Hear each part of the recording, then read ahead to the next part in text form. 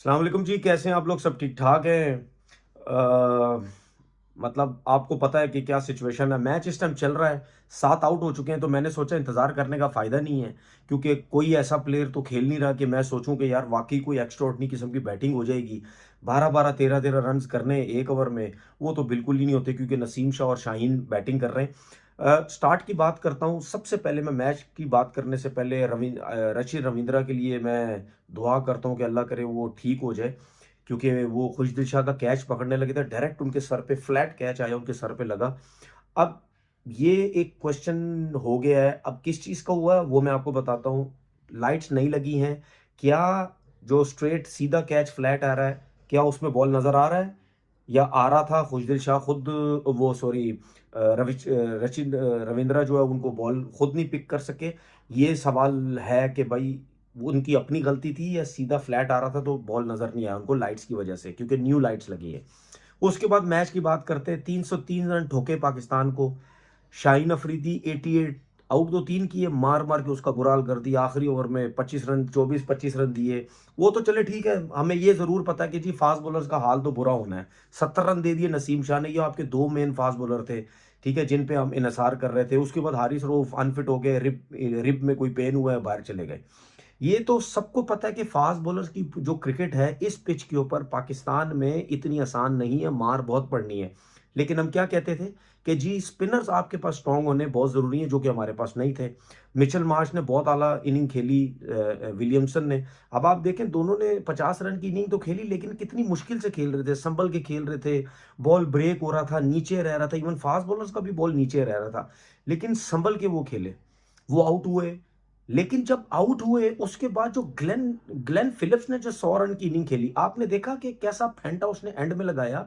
लेकिन जब वो बैटिंग करने आया है, तो उसको क्या इतनी मुश्किलात नहीं हुई कि उसने 100 रन कर दिए? उसकी एक ही रीजन थी, क्योंकि जब इब्रार बॉलिंग कर रहा था, आपने देखा कि इनको इनके बैट्समैनों को प्रॉब्लम हुई।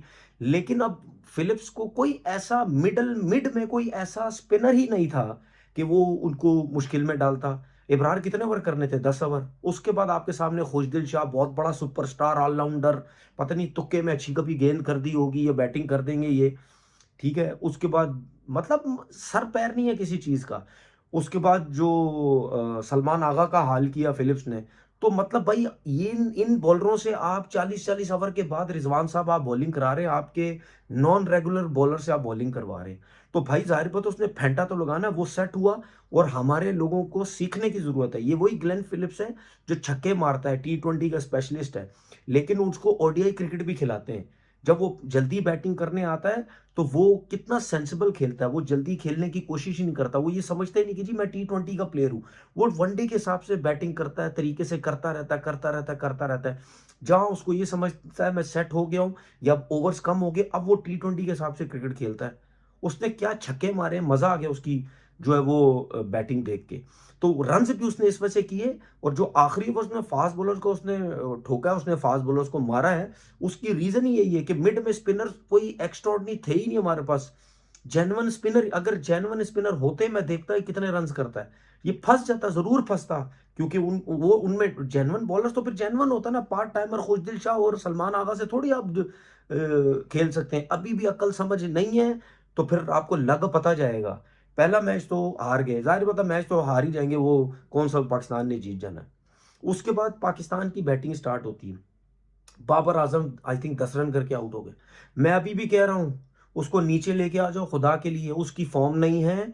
नया बॉल उसने फेस करना है, तगड़े फास्ट बॉलर्स गेंद करेंगे, और फ्रेश होते हैं फास्ट बॉलर उस वक्त, उसकी जगह पे बॉल करेंगे। जैसे आपने हेनरी को देखा, हेनरी भी तो फास्ट बॉलर था ना, उसकी तरफ न्यूजीलैंड की तरफ उसने कितनी जबरदस्त बॉलिंग की है, मजा आ गया उसकी बॉलिंग देख के, ठीक है। मुश्किल में होगा, मतलब ये मुझे नहीं लगता वो प्री प्लान हो रहा है, इसकी क्रिकेट बर्बाद करने की कोशिश हो रही है, या बाबर आजम ने खुद एक्सेप्ट किया है। बाबर आजम को मैं बोल रहा हूं नहीं एक्सेप्ट करना चाहिए। तो अगर बाबर आजम को कौन मशवरे दे रहा है या वो क्यों एक्सेप्ट कर रहा है इस चीज को, मेरी समझ से बाहर है। मैं दुआ करता हूं, और लोग भी करते होंगे कि भाई अच्छा रन करे, लेकिन देखें उसकी आउट ऑफ फॉर्म बहुत ज्यादा हो गई है, बहुत ज्यादा आउट ऑफ फॉर्म हो गया है। उससे नहीं रन कर रहे। मेरे ख्याल है टेस्ट क्रिकेट या वनडे या टी20 ये सब क्रिकेट मिला के कोई पता नहीं 27 28 या 30 इनिंगें उसकी होने वाली हैं, जिसमें उसने अभी तक कोई एक्स्ट्राऑर्डिनरी इनिंग या 100 रन की इनिंग नहीं खेली है। तो भाई जिस जो भी मशवरा दे रहा है एज अ ओपनर, उसको छोड़ो, अपने तीसरे नंबर पे आओ। ये जो 56 रन की एवरेज है ना ओडीआई की, ये भी नीचे आ जाएगी। किसी के कहने पे आ रहे हो, बकरा बनाया जा रहा है तुम्हें। खुद तो कोई ओपन कर नहीं रहा। अब रिजवान तो ओपन करता है T20 में, क्यों नहीं जाता ओपन? जाओ ना, ओपन जाओ। तो ये बाबर आजम को सोचना चाहिए, मना कर देना चाहिए था बाबर को, भाई मैं ओपन नहीं करूंगा, मैं अपने नंबर पे जाऊंगा। तो सिलेक्शन कमेटी को, कोचिंग स्टाफ को ये सोचना है कि भाई अगर आपके पास एक ही प्लेयर है, ये उसके अलावा भी है, उनकी क्रिकेट मत खराब करो भाई, उनको उनको रन्स करने दो। उसके बाद क्या हुआ? सिर्फ वाहिद फखर जमान, जिसने मुंह पे चमाटा मारा सबको, जो उसको सिलेक्ट नहीं कर रहे थे, एक ट्वीट की वजह से, इसके चक्कर में उसको बर्बाद किया था। नहीं जी, उसका एटीट्यूड का मसला ही, उसने सही चमाटा मार के गया। बैट लग रही, उसका 100 नहीं हुआ। मुझे पूरी उम्मीद थी कि वो 100 कर जाएगा। उसने अपना कॉन्फिडेंस दिखाया, उसने बताया भाई मेरे साथ ज्यादती हो रही थी। ये लो जी, ये है फखर जमान, ये है जी फखर जमान। उसने आके फेंटा लगाया न्यूजीलैंड के बॉलर्स का, उसने अपने रन करके चला गया वो। उसके बाद क्या हुआ? किसी ने कुछ नहीं किया। बाबर भी आउट हो गया, कामरान गुलाम भी आउट हो गया, सलमान ने थोड़ी बहुत कोशिश की, लेकिन वो सलमान का काम नहीं है भाई 12-12 13-13 रन करने का। ये खुशदिल शाह का काम है। क्या हुआ? आउट होके चले गए। भाई आपको तो इसी काम के लिए रखा है ना, या आपको ठका लगाने के लिए रखा हुआ है? आप लोग तो टोटल पर्ची पे आए हो, क्योंकि वजह यह है कि आप लोग एक आध मैच में रन करने वाले प्लेयर हैं। जिस प्लेयर का 36 दफा कमबैक हो जाए, इसका मतलब वो किसी काम का प्लेयर नहीं है, लेकिन फिर भी उनको लाया जाता है, फिर भी उनको खिलाया जाता है, पर्ची पे या डंडे पे लाया जाता है। मेरी समझ से बाहर।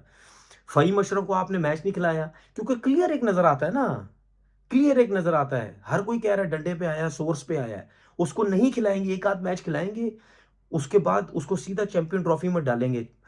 सारे मैच उसको खिलाते, उसकी मार लगती, एक्सपोज होता, क्योंकि इतने बड़े डंडे से या किसी के सिलेक्टर्स के या किसी उसकी उस पे पर्ची पे आया हुआ है, तो उनको उनके ऊपर तो प्रेशर आ जाता है, यार ये क्या हो गया। अब उनको उनकी बात भी तो रखनी है ना, उसको 100% चैंपियन ट्रॉफी में लेके जाना है, इसीलिए आज का मैच जो है वो नहीं खिलाया। उनके पास जेन्युइन स्पिनर थे। ब्रेसवेल को देख लो, दुनिया की लीगें खेलता है, T10 खेलता है, T20 खेलता है, न्यूजीलैंड से खेलता है, हर जगह वो लीगें खेलता है भाई, वो पक्का प्लेयर है, पक्का।